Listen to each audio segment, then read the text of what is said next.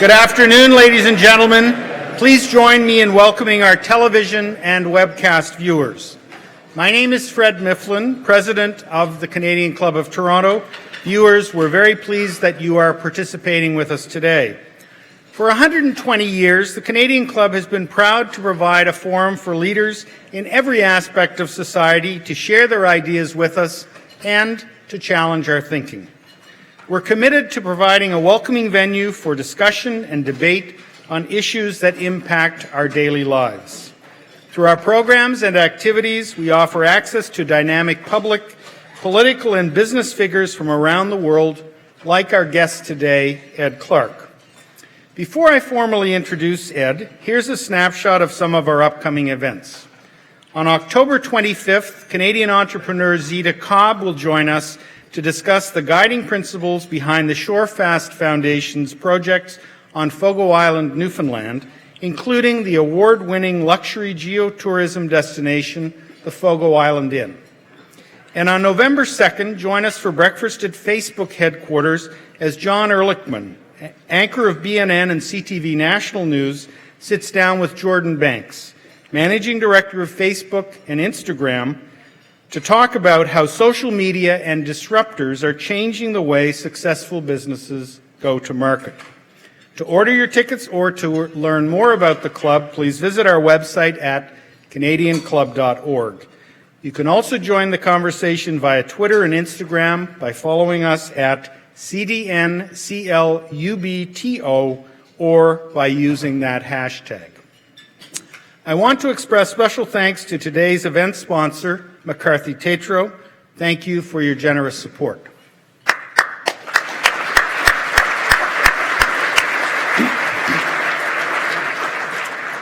And now our guest speaker.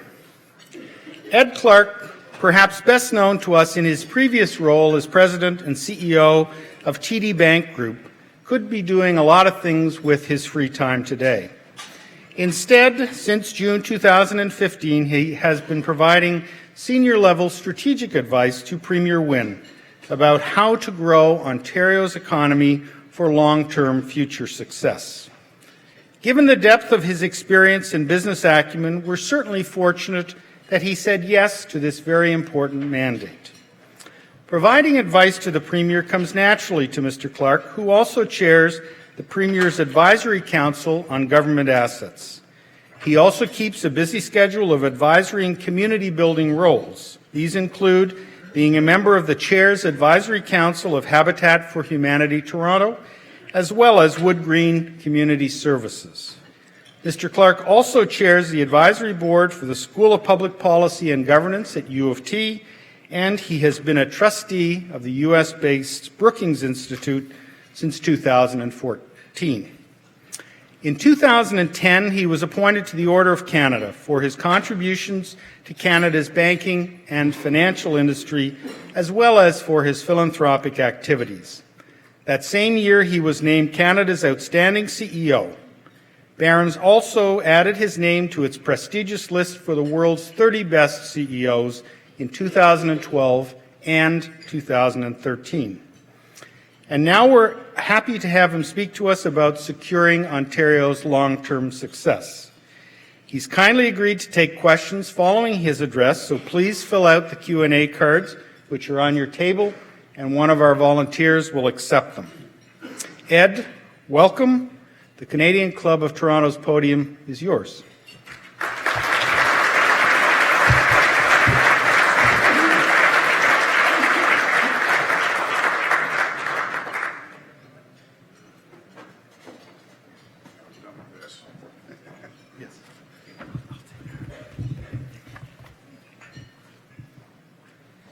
Well, we do the handshake, do we? Thank you. Well, thanks, Fred, for that introduction, and thank you all for being here. I should probably confess a little secret. After we had talked about my coming and speaking, the organizers came back and said, well, Ed, we have a little bit of a problem. It turns out that unemployed ex-bankers aren't a big draw these days. And so how about we tell them that you're going to do an imitation of Alec Baldwin doing an imitation of Trump. And so the truth is that would be even more boring than my speech, so I think you've been trumped into getting here. Although it does actually provide, I think, a pointed background to what I'm going to talk about today, which is Ontario's economic prospects. Now, Ontario appears to be doing well. And while its growth is not perfect when you compare it to the rest of Canada or the world, we are actually doing pretty well. Yet the truth is, when you talk to people, many Ontarians feel uneasy about the future. Now, this feeling of unease is not actually unique to Ontario. Indeed, it is felt across the Western world. Well, why? Well, because we actually have three colliding trends in operation. One, secular stagnation caused by a lack of worldwide demand and a slowdown in productivity growth. Two, the threat that the spread of technology will dramatically reduce the need for workers in manufacturing plants, and indeed even of white-collar and service workers as automation increases. And three, the combination of technological change and globalization is making it difficult for real wages to increase for the average worker. At the same time, it's increasing the economic rent that can be extracted by those with scarce capabilities. This, in turn, widens inequality.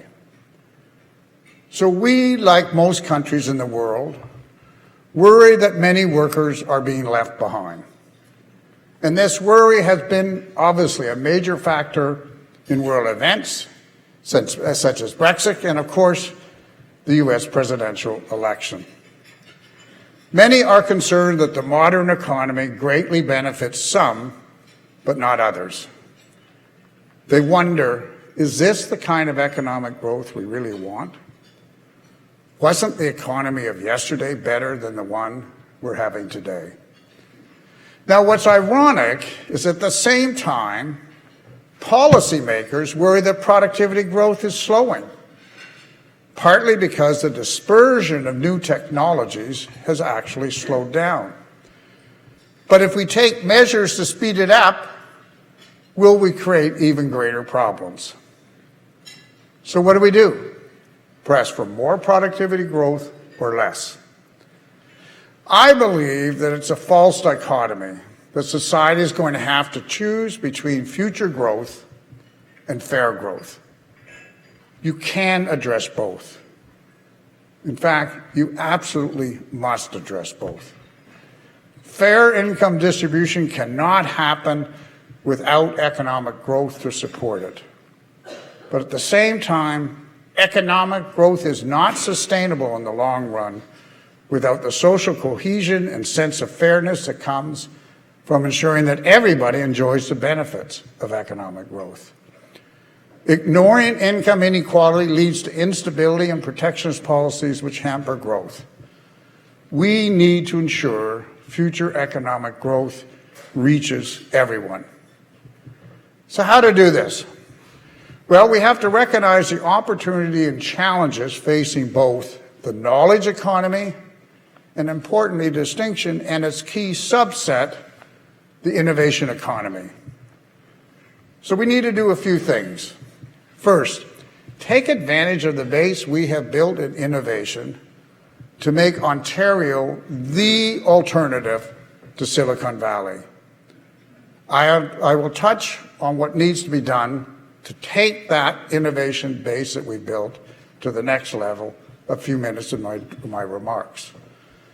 Secondly, we must also proactively remove the barriers which slow us down in adopting new technologies and create the environment for businesses in the traditional economy to move aggressively to the knowledge economy. Their adoption of new technologies will be essential to our continued economic well-being and our international competitiveness. Now, some of the adjustments will be painful. Let's be frank about that. Automation will lead to the elimination of certain jobs. So that leads me to my third point. We must develop the educational training policies and resources necessary to ensure our citizens can get the new, better-paying jobs created in the knowledge economy. And we have to create much better transition programs for those affected by technological change.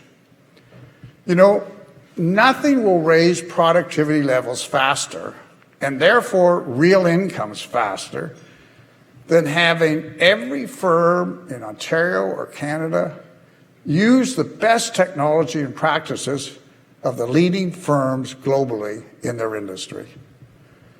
The recent GM agreement with Unifor is a classic example. We can compete with Mexico in manufacturing as long as it's smart manufacturing where labor costs matter less. Unfortunately, Ontario generally is not the leader in the war of adoption and adaptation. Obviously, in some areas, we are doing very well, but the province has to reinforce its focus to achieve even greater competitive success. Ultimately, the difference maker when it comes to future growth and the creation of well-paid jobs will be this ability to adopt and adapt. There are profound implications if we fail to adopt and adapt technology in terms of competitiveness, economic growth, but equally important, the creation of well-paid working-class jobs. So how can our province be among the best in the world at adopting and adapting new technologies throughout our economy? We must produce the employees of the future for the knowledge economy, for smart manufacturing, and for heavily automated service jobs. Among the biggest constraints when we look around the world for the growth of the knowledge economy is the availability of trained employees and their ability to adapt. Today, thankfully, there is greater interest in teaching coding at early ages. Making kids comfortable with technology will be critical for the future. But many ask, if we lead the world in smart manufacturing and smart service jobs, where will the jobs be and at what wages for those displaced? There is no simple answer to this. It must be a combination of social, educational, training, labor adjustment support, and minimum wage policies. But the answer cannot be to be uncompetitive in the parts of the economy which are open to imports or where we are trying to export. Our traditional firms must be world competitive, or we will have even fewer jobs, and the jobs we have will earn even less. At the same time, we must focus on the enormous opportunity that we have here in Ontario to make the innovation economy a new vector of growth.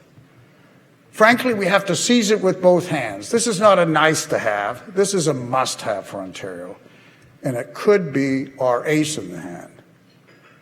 Now, what precisely governments should do to encourage the innovation economy is not always as obvious as it may seem. Because what makes this world, this new world, so exciting is that the future actually isn't known. Change will come from the bottom up, not the top down. Products will be invented that we haven't even thought about.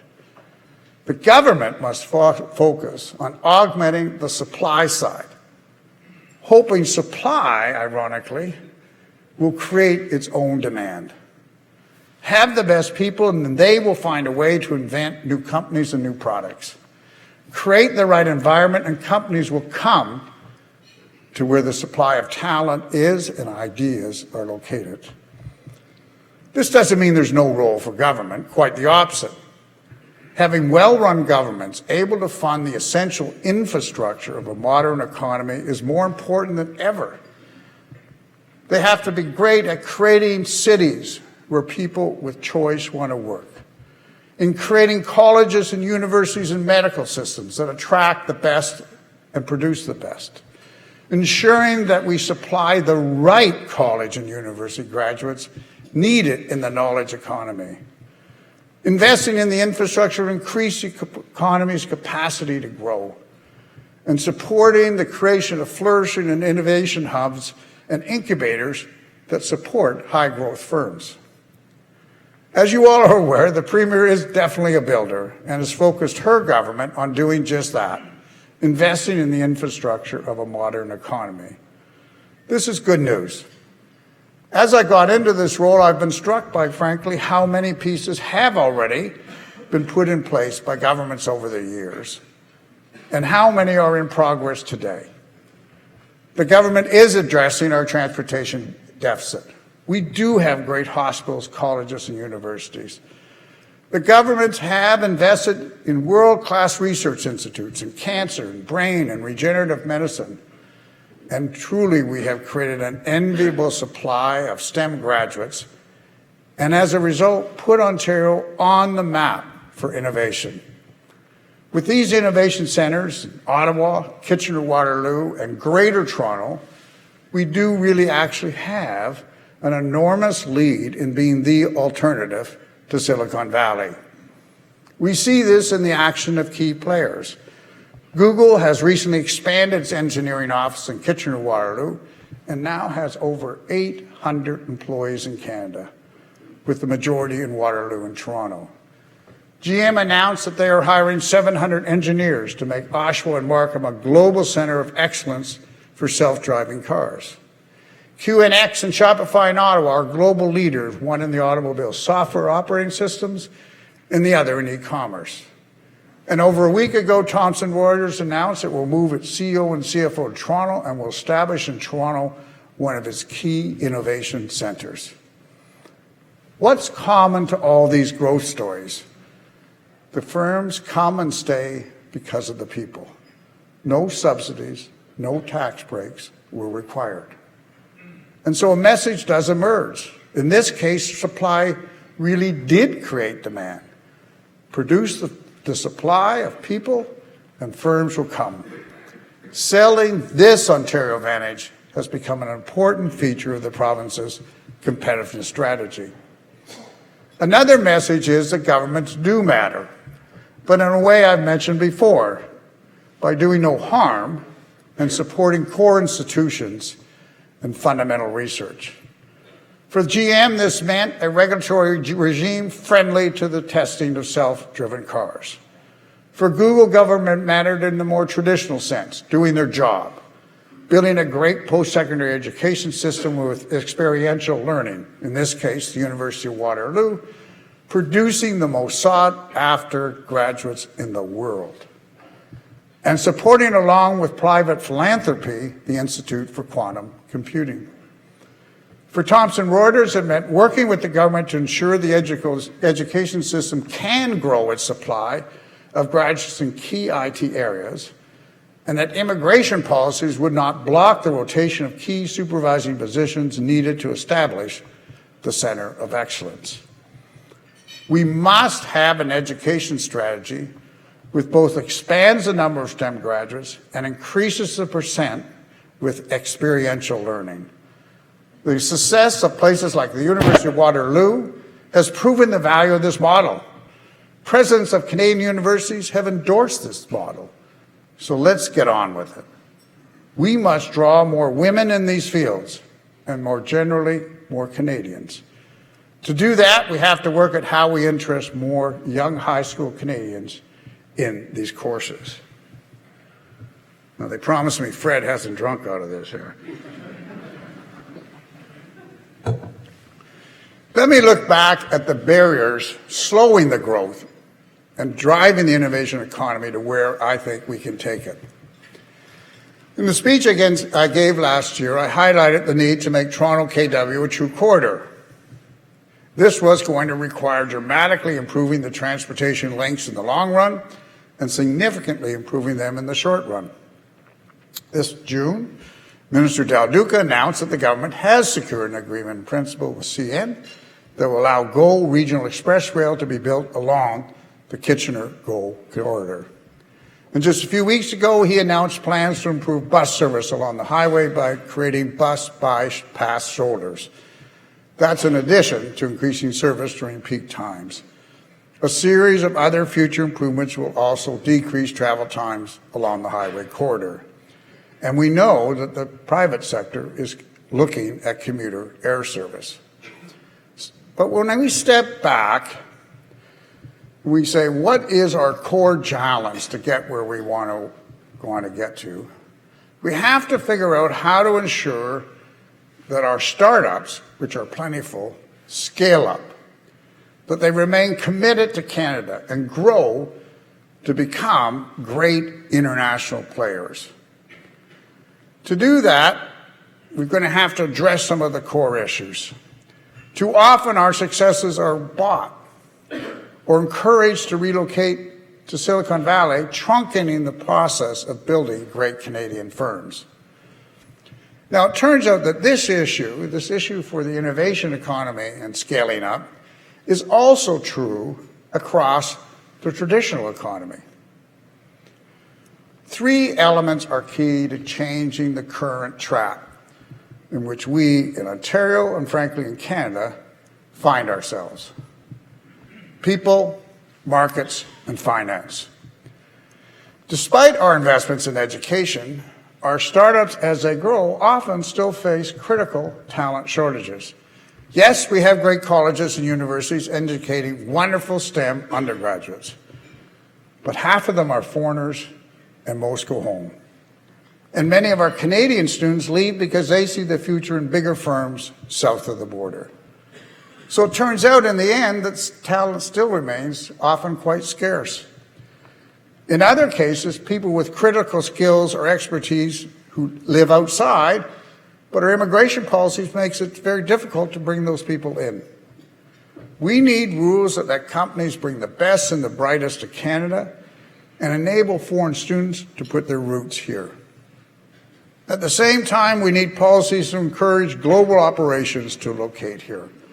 To do that, we need rules which will allow companies to bring in key executives to create centers of excellence, who in turn will hire many more Canadians. The right immigration policy, by allowing key executives in, can create jobs. It will make Canada a natural place to put innovation centers with worldwide mandates. We have an opportunity here to make immigration a source of competitive advantage to match the great base that we've already built. Now, when I say that, I know there'll be those who worry about flooding Canada with temporary low-cost workers. These are not the workers of which we're talking. We're talking about bringing in workers in several different circumstances, where there actually is a worldwide shortage of people, such as key IT resources, where companies want and are committed to creating centers of global excellence and need key leaders with experience in their firms to set up those operations, or where global companies are well established here and want to rotate workers, sending Canadians out and bringing foreigners in.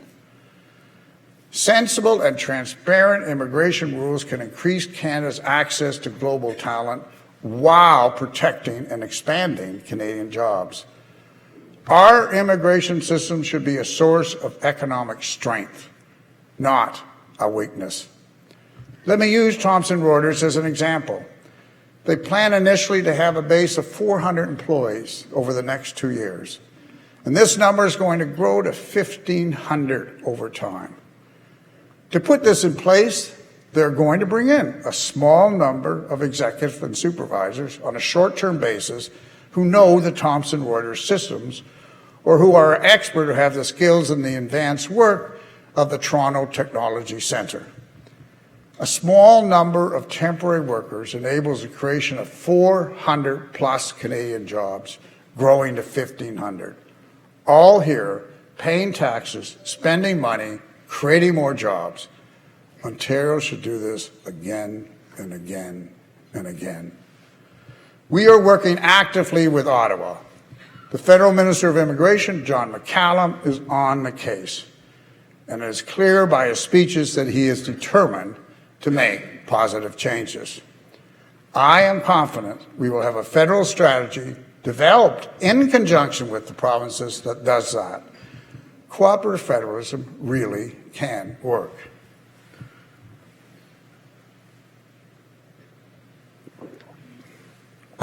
The second issue in helping more companies to scale up is market access. Small firms can only become bigger firms by winning ever larger contracts. How do we take our small companies and help them export? Well, in Canada, we have lots of export programs at both the federal and provincial level. But in truth, have we cracked the nut at removing the barriers for these small firms? Frankly, the statistics tell us no. We trail behind other countries. We need more targeted efforts. Let's understand the barriers for small companies. Let's find the best support models in the world. Let's focus on the area where Canada has a natural competitive advantage and when the scale-up burden for small firms is the smallest, and give them the support they need to grow. Now, one of the most important domestic markets for scaling up should be procurement opportunities in the public sector. This can be done effectively while respecting our trade obligations. Public procurement rules, however, are inherently and necessarily risk-averse because the government is accountable for taxpayer dollars. But sometimes those requirements that are put in place by governments to protect themselves from risks just make it too costly or complicated for small firms to win contracts. We have to figure out a better balance. Government procurement rules are inherently biased towards big established firms. So what does this mean? It means that Ontario SMEs have to leave the province in order to scale up. Or they are forced to go alone in the export market rather than leveraging a first customer Ontario strategy before going abroad. I've spoken to many leaders in Canadian companies who tell me they have to win their first contracts in the United States before they could possibly win a contract in Canada. We need provincial governments to develop procurement strategies to gain access for small firms. Ontario is starting a program to do this. Established Canadian businesses, such as our banks, TD Bank, should follow suit. They are too conservative in their rules, and they should explicitly give more opportunities to startups. Another way to create the right market for success is to create a regulatory environment that permits testing and piloting new technologies. Remember, as I said, that GM announcement? A deciding factor was Ontario's willingness to become the first province to allow on-road testing of automated vehicles and related technologies. We did what other jurisdictions will eventually do, but we just did it first. Now, the third issue, facing a strategy to dramatically increase our number of scale-ups, is financing. Now, here the real progress made over the last year is a growth of a consensus among financial institutions and others that the problem is real, and the problem is real. You cannot solve a problem which people denied, and the industry has denied this problem for years. So this is good. But now we must do something. And here there is, frankly, no consensus. The UK encouraged large banks to fund a growth fund to finance firms in their growth phase. The federal government is looking closely at this idea. Should we have one big fund? Do all financial institutions have to play, banks, insurance companies, and pension plans? Or should we have sector solutions, or even allow firms to have their own programs? These are the choices. In addition, are there sensible incentives that we could put in place? Frankly, we have a very traditional investor class, encouraged by tax structures to invest in oil and gas, mining, and real estate. So how do you create a new investor class comfortable to invest in the innovation economy? The provinces and the federal government and the financial sector have to come together to find the right answer. What is the wrong answer is to do nothing. I'm confident that we will find a Canadian solution. Finally, two issues need to be raised more broadly for Ontario to compete, win, and grow in the modern economy. First, we have to address the issues around intellectual property. In simple terms, the knowledge economy is about ideas. Sometimes big ideas, but oftentimes quite smaller, much smaller ideas, such as how to do things faster or more effectively. Canada lags other countries in awareness of this issue. And credit goes to Jim Basile for highlighting it.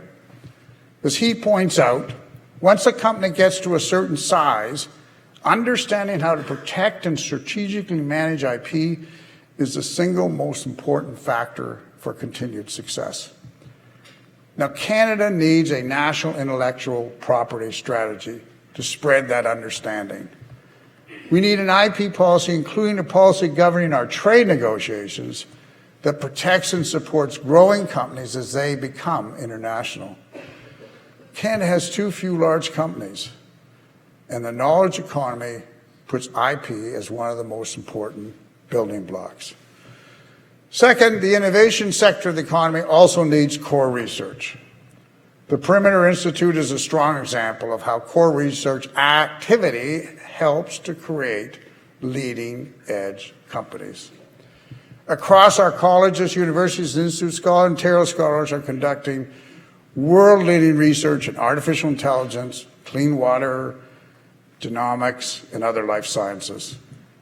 Government participation is critical because the capacity for such knowledge generation is frankly just well beyond the financial capacity of private enterprises.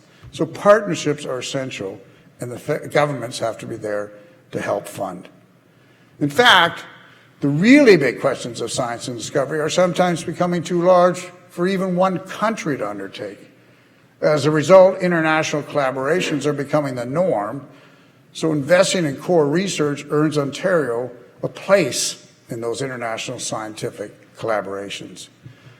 But here, of course, governments must choose where we should concentrate our dollar. Ontario has chosen advanced health technologies, bioeconomy, clean technologies, digital media, and ICT.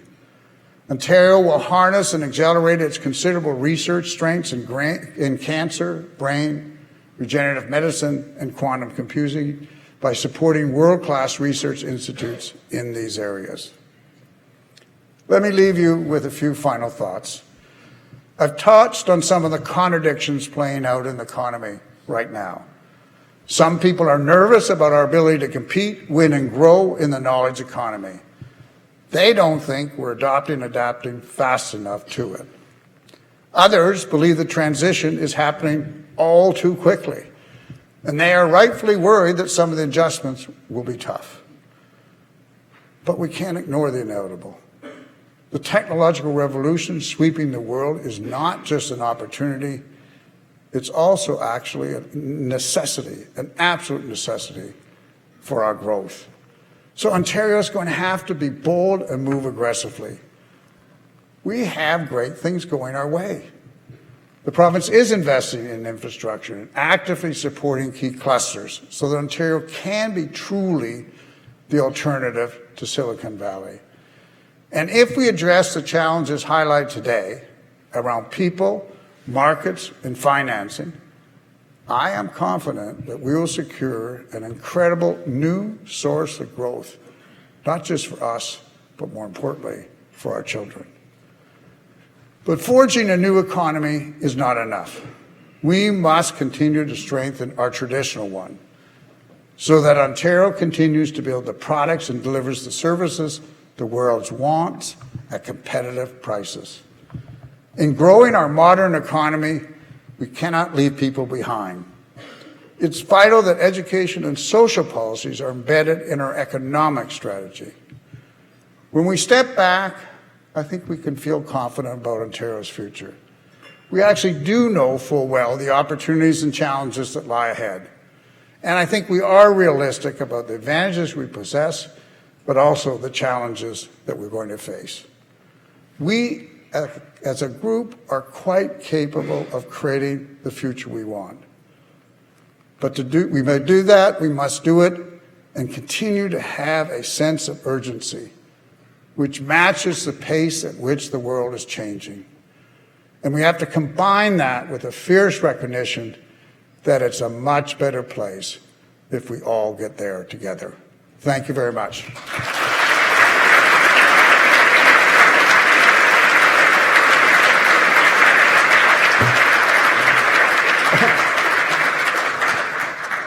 Thanks very much, Ed. I have received some questions, but again, to remind people, if they have any questions, to please write them down. But I'm also happy to leave with no questions. Okay. Yeah. You're not going to get away that easily. So the first question is, in addition to the role of government on the supply side of the innovation economy, what role do you think governments should provide on the demand side? Should a portion of government spending be allocated to disruptive technology companies?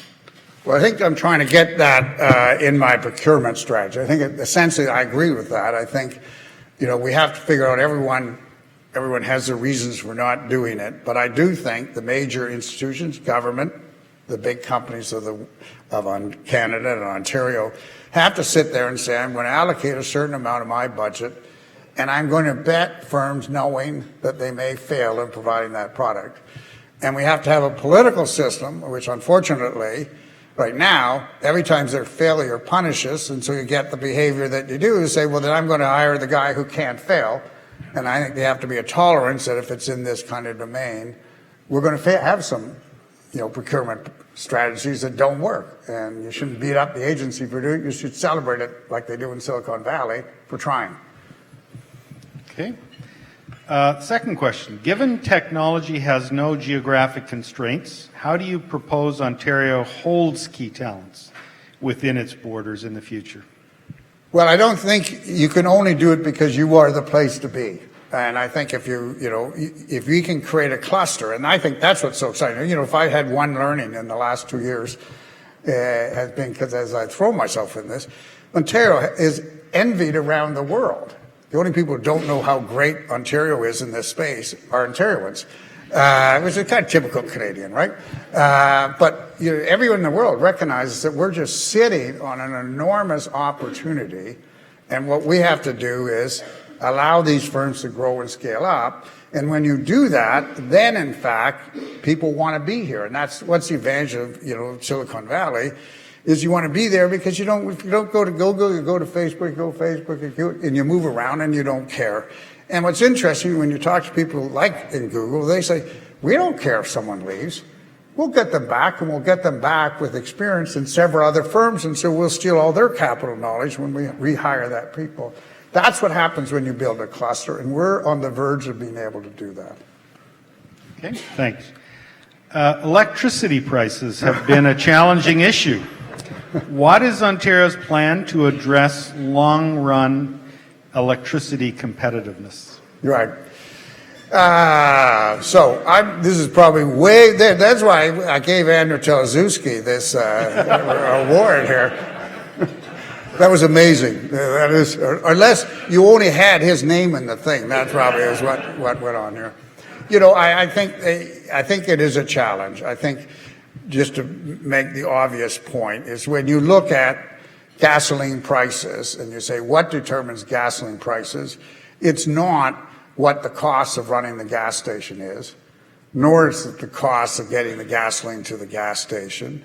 So gasoline station is a local distributors, getting the gas to that is Hydro One. It is the cost of producing the oil. The oil determines the cost of gasoline. Well, the same is true in electricity, and a decision that, the province made a set of decisions, which I think in today's world would look back and say, dealing with climate change was a critical issue, and so made a set of decisions like taking down coal plants and replacing them with gas plants. That significantly increased the cost of electricity, and that takes the time. But now people are waking up, and my wife says to me, "Did you see the bill that we just got for electricity?" That is rolling through the system and will continue to roll through for the next 4 or 5 years. It is hard to bend that curve. I know, obviously, in the government, not me, but there are lots of people in the government looking and saying, was there any way we can bend that curve a little? But the reality is the production decisions have been made, and now they have to be paid for. Okay. Canada has many talented immigrants who arrive in Canada with many years of experience in health, business, and engineering. However, upon arrival in Canada, they're unable to find jobs because they lack Canadian experience. They end up working in jobs that don't make use of their skills. What can we do to help move these immigrants more quickly to integrate into the system before we end up losing their talent? Yeah, I think all of us think that we've got to get better, and I know there are places that do these kind of programs. We've got to get, and I think Ryerson would be one, where we've got to get better at taking people and saying, okay, how do we get you requalified in the Canadian system? And I think generally I would say, I think if we're going to run the immigration policies that we're running, and I'm supportive for that, we have to keep getting better and better at how you take people in and transition them into the modern economy. Because the reality is the number of jobs for people with high school education or less in Canada decline every single year. And so that's not the answer. The answer is to actually figure out how you get people in the jobs required, those skills which they have, but may not be qualified in Canada. They may not have the English skills. And so that's why I go back is when people try to have economic strategies and not sit there and say, what's the accompanying social strategies or educational strategies, they miss what drives the modern economy. Okay, so I'm not going to get to every question. I have one last question. And this was somebody, obviously a good statistician. Canada was 10th in the Global Innovation Index in 2008. This year we ranked 15th. Others are moving faster. How do we stop the decline? We seem to do better at talking than doing. Well, I guess, I would say we've done all right. We were in the top 15, so you can look at it that way. But clearly it's the issues that I'm talking about. Is that the world is moving very fast here. And so if we sit around and say, aren't we great? We're missing the point. The world will pass us by even with all this great base. And I think if you said what's our core issue is, we have to get all these little innovation companies and start growing real bigger companies, because it's the bigger companies that create the clusters like Thomson Reuters, or et cetera, or Google. And when they do, then you build a whole system around that. And that's why we're falling behind. Okay, thank you. I'd now like to invite Paul Bonifero, the director of the club, to formally thank Ed.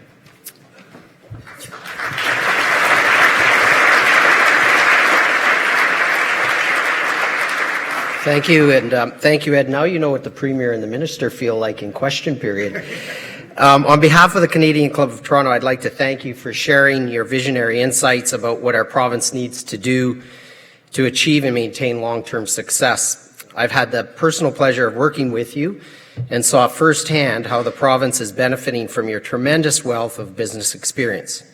You are contributing to the advancement of our economic health and well-being in a very strategic way. Your assessment of the potential that lies in the new and traditional economies resonates with us.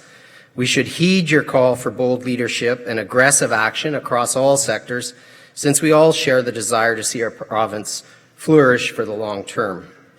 Your unwillingness, which I saw firsthand, to accept no or not possible as an answer is inspiring and motivating to us all. On behalf of the Canadian Club, thank you for continuing to share your wisdom and leadership with us. We're deeply appreciative to you, and I might add to your family, for your service to our province and the time you shared with us today. So thank you.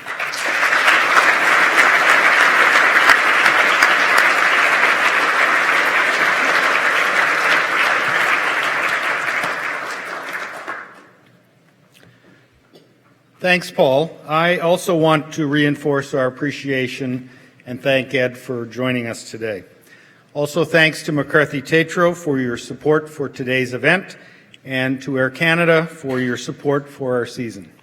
This concludes our program today, which will be broadcast on Rogers TV in the days to come. We're grateful to Rogers TV and 680 News for their continuing promotion of Canadian Club events. I also want to thank MediaEvents.ca, Canada's online event space, and VVC for live streaming today's event.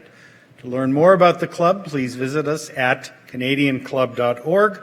Thanks again for joining us. We look forward to seeing you at another of our events in the near future. Have a wonderful afternoon.